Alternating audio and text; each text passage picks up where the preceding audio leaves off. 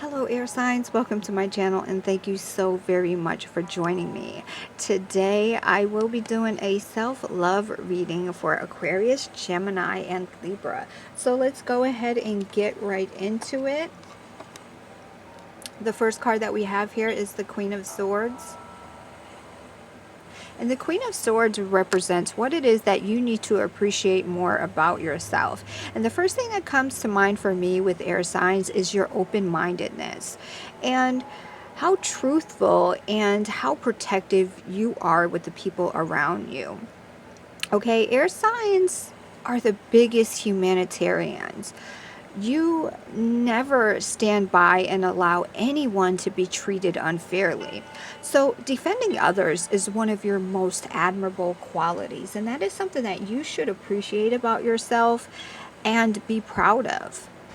So the next card that we have here is the Sacrifice card or the Hangman card. Today I'm using the Goddess deck. And the Hangman is representing how you can love yourself more.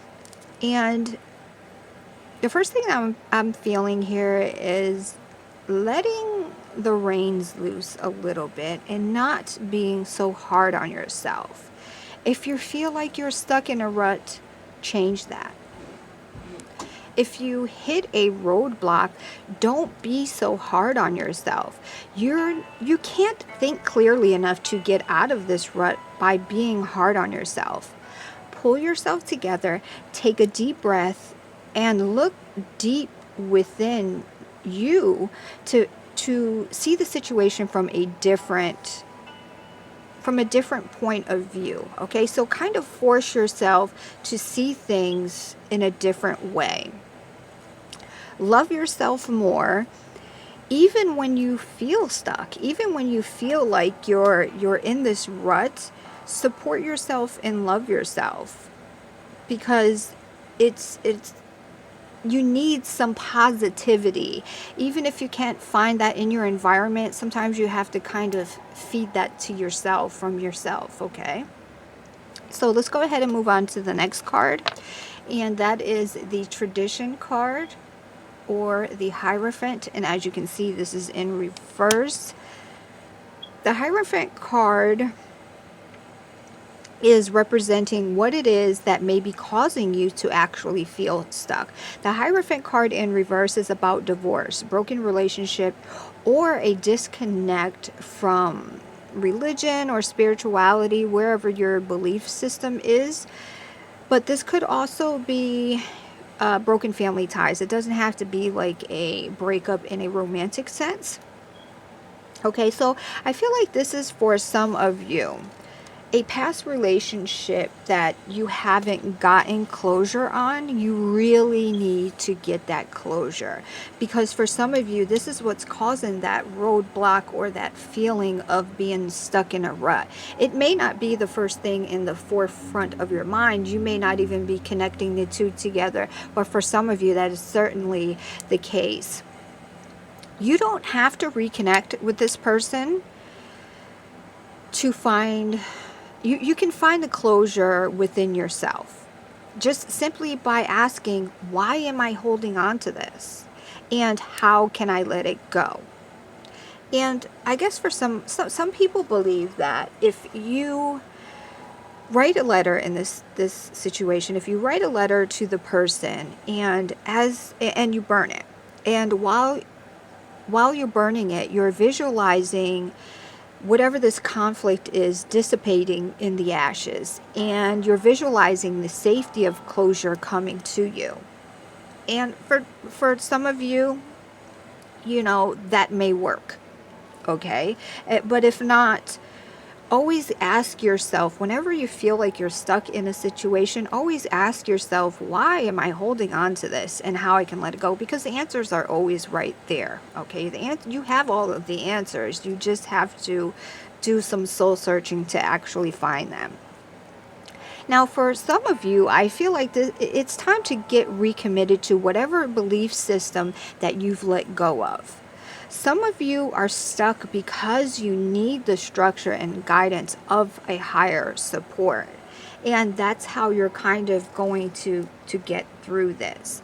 And for a few of you, I feel like it's just time for you to be yourself. And for those of you that that message is for, you're going to know exactly what I mean by that. So let's go ahead and move on to the next card. And the next card is the King of Pentacles.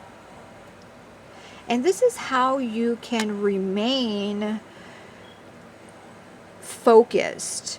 Okay, how you can be better to yourself, you know, once you get through whatever this roadblock or this hurdle is. You know, when you come out onto the other side, how you can just continue to stay on that straight and narrow. And the King of Pentacles is about stability and patience. Don't let hurdles throw you in this cloud of negativity. Remind yourself how hard you work to reach your goals. Be proud of your achievements, and you know, be proud of, you know, even if you have to remind yourself, you know, what it is that you need to appreciate about yourself, the things that come naturally to you, like sticking up for other people and being protective of your family. If those things are things that you should be proud of, okay? So let's go ahead and move on to the next card. And this card here is just an overall message, and this card is the Wind or the Activation card. So this deck is brand new for me, so I'm going to go ahead and take a look at the book. But intuitively looking at this card is basically telling you to get back to yourself, reconnect with yourself, whatever it is that you need to get closure on. If you need to reconnect or recommit to something that was supporting you in the past, then you need to do that.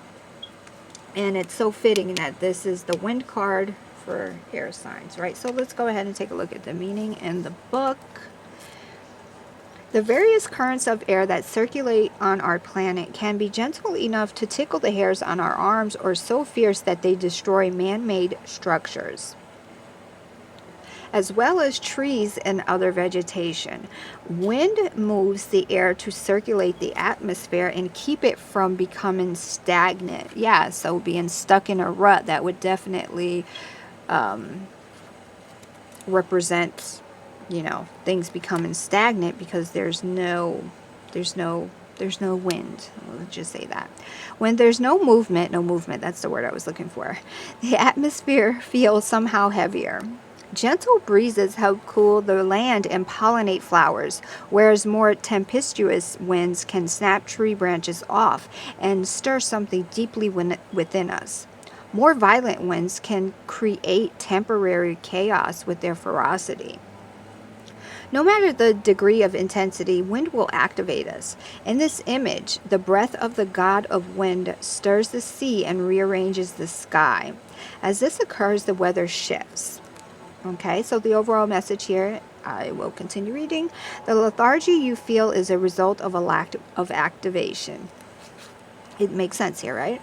In other words, something that stirs your senses. This could be anything from walking outdoors, feeling the breeze on your body, or inhaling the different aromas that nature herself provides. Or it could be finding the pleasure in a warm bath that helps release the tension and stress from your mind and body.